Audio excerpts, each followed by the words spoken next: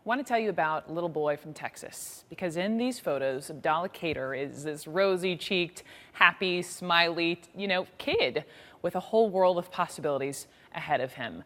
But today, Abdallah is fed through a tube. He cannot talk, he can't walk, he can't sit or stand. He is on oxygen 24/7, and his mother says he can't leave the house because he has no immune system. Recently, his mother got to confront the man she blames for putting her son in that state that is, she says, worse than death. A warning for all of you, because what you're about to see is raw, it is real, it is hard to watch. Here is Jim Douglas from our affiliate WFAA. Lubna Kader stood trembling, her back turned as a jail guard led Stuart Richardson into a room behind her.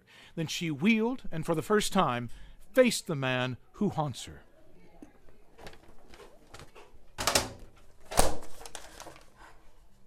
Can you hear me? Can you hear me? A bit, yes. Look at this face. Look at him. Richardson looked and looked away. This is what he saw, and this is what he heard. Look at him. This is his daily life. Look at him. Just look at him. Look at him. Stare at him now. Look at him, man. Just look at him. Stare at him. I see that every day. I'm sorry. Stuart Richardson told us he wanted to tell the family he was sorry and that he prays for them. 5 years of volcanic suffering and rage erupted. My son is dying every single day. Every single day he's suffering. He can't see. He can't talk. He can't breathe. He can't eat. He can't do anything. He's in pain every single day. Every single day. Richardson remains in Tarrant County Jail while an appeals court decides whether prosecutors can enhance his punishment. They want to use prior DWI-related arrests in 4 other states to keep him off the streets for life, instead of a maximum of 20 years. Abdallah Kader is not expected to live 20 years. I'm very sorry for you. I don't care about your sorry. Don't say it.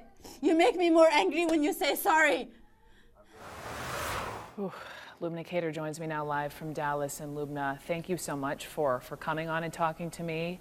And my goodness, let's just begin with, tell me why. Why did you want to go confront this man in jail? Well, first, I always wanted for the past 5 years to go and visit and see him. And I was always told no, that I cannot go.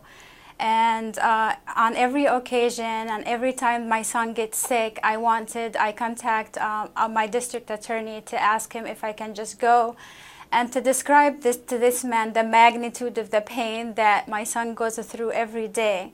And always the answer was, no, I cannot. And I took the first chance that came to me, that when I found out that Jim Douglas was able to go and visit with him, I asked him if I can go, and he said he doesn't see a reason why everybody can go and have a visit with them. And so Jim Douglas is this reporter. He says he would go with you because you didn't tell a single person in your family because you knew they would potentially try to stop you from doing that. And tell me, every step toward that jail, every step toward that glass partition, you relived the accident all over again. Yes, I did. I actually asked Jim Douglas if he can go with me to the jail because I didn't know what the environment was going to be like in the jail. And he was very helpful. He came with me. And just every step that I took toward that private room, I remembered every single thing that happened that on February 20th. I was in so much pain. I had memories of my son. And we walked in the room, and I faced the wall because at that moment I was still thinking whether I really want to face this man or not.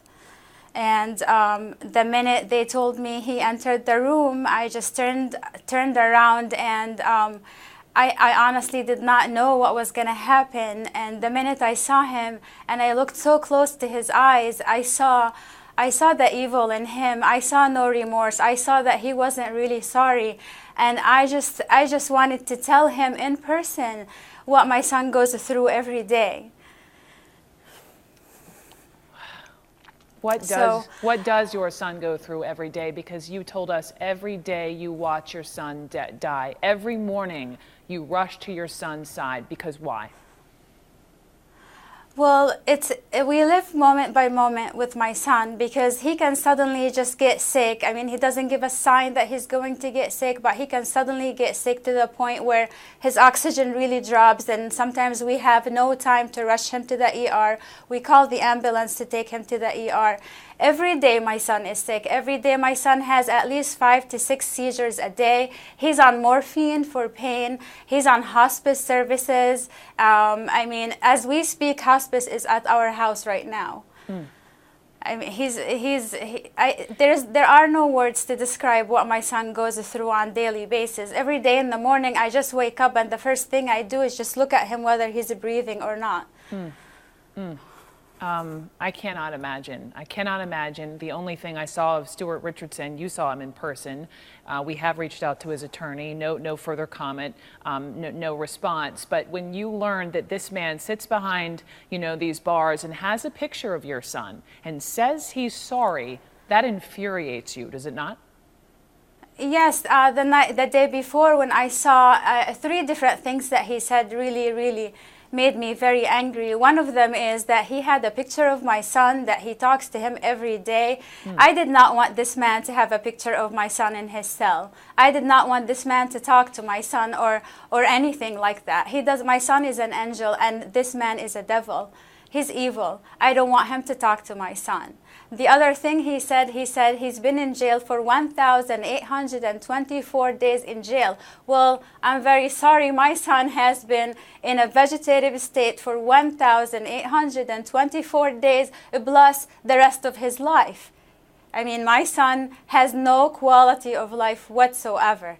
He doesn't see, he doesn't talk, he doesn't walk, he doesn't sit, he doesn't stand. My son lives on a feeding tube. He eats about maybe 8 ounces of formula. That's the only thing my son can have a day. Why did you want to come on national TV and share such a personal story? What do you want people to know? Will you ever be able to forgive? At this time, I don't know if I'm going to ever forgive him. I'm not in my son's shoes to decide whether to forgive him or not. My son has to make that decision. I forgive Stuart Richardson for the injuries he's done to me. My husband forgives him for the injuries he did to him, and so is my stepson. But I'm not in my son's shoes to forgive this man. Forgiveness for something with this magnitude of pain and suffering is really hard to come easy.